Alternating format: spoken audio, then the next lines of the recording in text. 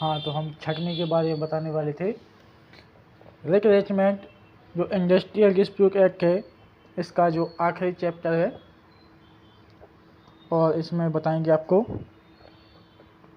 इसके पहले मैंने आपको बताया था जबरी छुट्टी के बारे में, यानी कि ले ऑफ क्या होता है। छँटनी जिसे बोलते हैं रिक्रेचमेंट, लास्ट कम फर्स्ट गो, अंत में आए और पहले जाएं। इसका इंट्रोडक्शन है, ये नेचुरल जस्टिस हैं। ये इंडस्ट्रियल डिस्प्यूट एक्ट 1947 में सेक्शन 25 में इंक्लूड हैं और अज्ञापक नहीं है, यानी एम्प्लाई इसे माने या ना माने आवश्यक नहीं है। छँटनी यानी रिक्रेचमेंट में क्या होता है कि छँटनी में जब श्रमिक बहुत ज़्यादा हो जाते हैं तो काम की संख्या क्या हो जाती है, कम हो जाती है। तब उस इंडस्ट्री में छँटनी जैसे प्रावधान लागू हो जाते हैं, तो आप जो वर्कर हैं उनकी छँटनी कर सकते हैं। छँटनी में लास्ट कम फर्स्ट गो, इसका मतलब यह है जो उद्योग में लास्ट चयनित किया है और छँटनी होती है तो पहले उसकी छँटनी की जाएगी, और जो उस उद्योग में लंबे समय से काम कर रहे हैं या उनकी छँटनी बाद में होगी या फिर नहीं होगी। डेफिनेशन क्या बोलती है, इंडस्ट्रियल डिस्प्यूट एक्ट 1947 के अकॉर्डिंग सेक्शन 2 या 15(2) में या 2RR में रिक्रेचमेंट की परिभाषा दी गई है,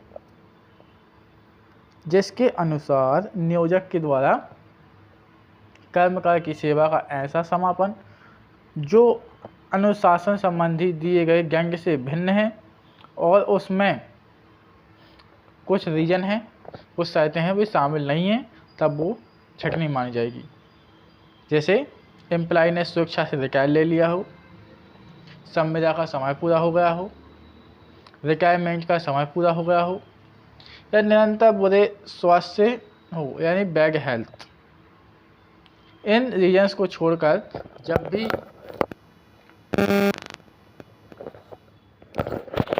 वैधानिक तरीके से एम्प्लॉय को बाहर किया जाता है तो छँटनी कहा जाता है। इसमें केस है हरप्रसाद शिवशंकर वर्सेस शुक्ल एडी दिवाकर 1957।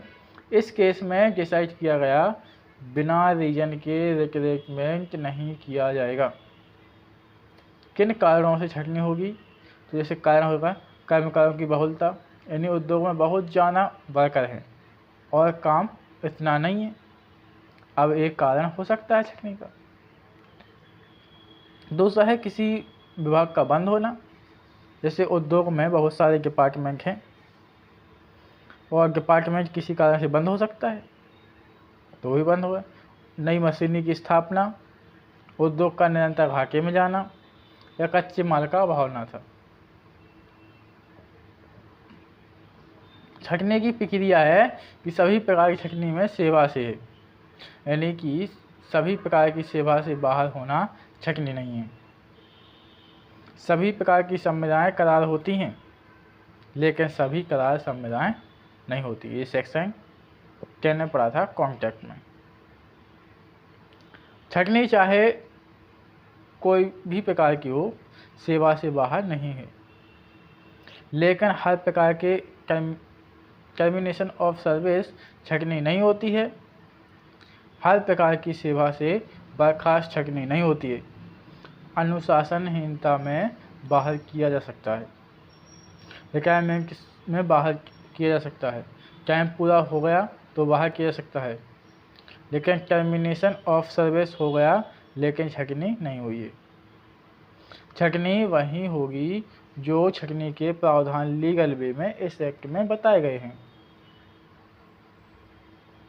कर्मकारों की बहुलता, किसी विभाग का बंद होना, नई मशीनरी की स्थापना, उद्योग का निरंतर घाटे में जाना, या कच्चे माल का अभाव ना था, इन पर टर्मिनेशन ऑफ सर्विस किया जाएगा, तब छँटनी होगी।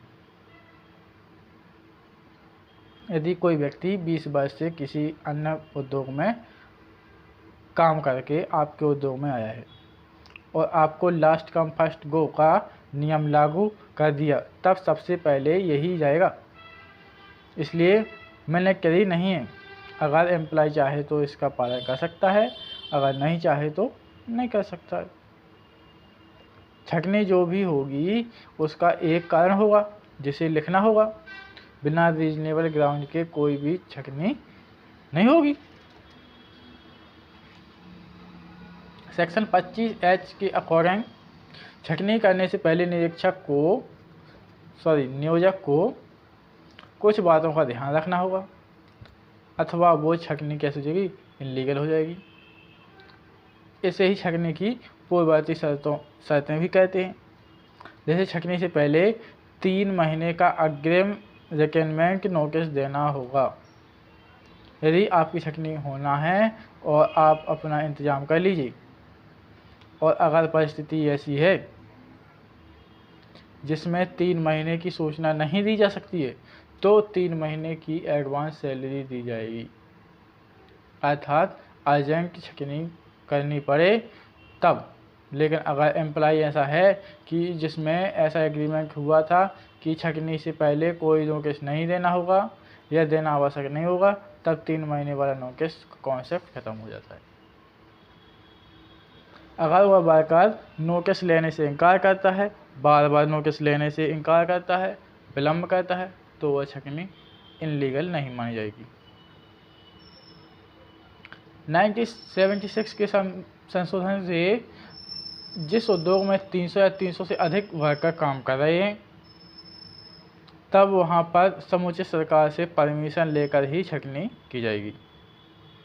छंटनी की लीगल वे में पूरी विधिवत सूचना अनुसूची सरकार को दी जाएगी। छंटनी की विधिवत सूचना देना समुचित सरकार को आदेशात्मक प्रोविजन है। छंटनी के समय को भी वर्कर का ड्यू बाकी है, वो पूरा हिसाब किया जाएगा। अगर वह परमानेंट वर्कर है तो उसे मैटरनिटी भी मिलेगी। छंटनी किए गए वर्करों को पुनः नियोजन में वरीयता रहेगा। छंटनी कर दी गई उस उद्योग में, लेकिन उस उद्योग में उस संस्थान में फिर से वैकेंसी निकली है, तो जिस छंटनी की गई थी तो उसको वरीयता दी जाएगी, क्योंकि उसकी स्थिति अच्छी है। जो नए आए हैं वो आपको यहाँ पर काम कर चुके हैं और उनको एक्सपीरियंस सर्टिफिकेट भी दिया जाए कि तुमने उस उद्योग में कितने साल काम किया है। ये भी 1976 में जोड़ा गया था, पहले ये नहीं था। सरकार से परमिशन लिए बिना छंटनी की जाती है, तब नियोजक को 1 मास का कारावास या 1000 का जुर्माना या दोनों से दंडित किया जाएगा। यह प्रावधान 1976 में जोड़ा गया था। और इसमें कुछ केस हैं, जैसे management of Karnataka state road transport corporation Bangalore बनाम हिज एम्प्लॉय यानी वर्कर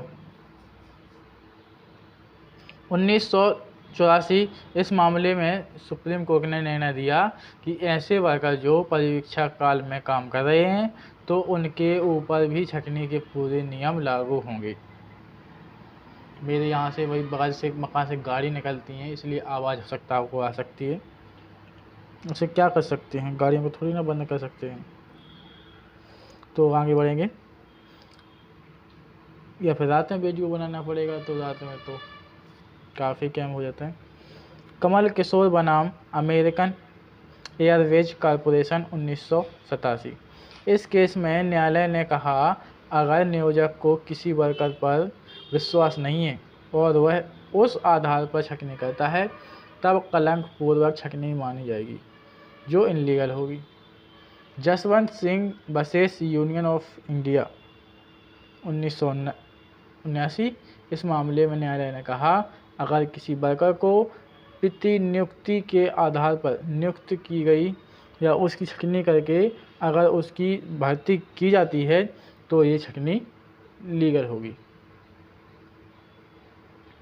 कार्पोरेटिक शुगर बनाम रामकिशन और अन्य 1984। इस मामले में न्यायालय ने कहा, अगर इस उद्योग में मौसमी प्रवृत्ति के वर्कर काम कर रहे हैं, उनको हटा दिया जाता है, तब वो छकनी नहीं माना जाएगा। इस प्रकार से चैप्टर फिनिश हुआ। अब आपको कल से बताऊंगा एक नया एक्ट स्टार्ट हो जाएगा, ट्रेड यूनियन एक्ट 1926, जिसकी कल से क्लासें स्टार्ट होगी। ओके, वीडियो पसंद आए तो लाइक करना ना भूलें। ओके, धन्यवाद।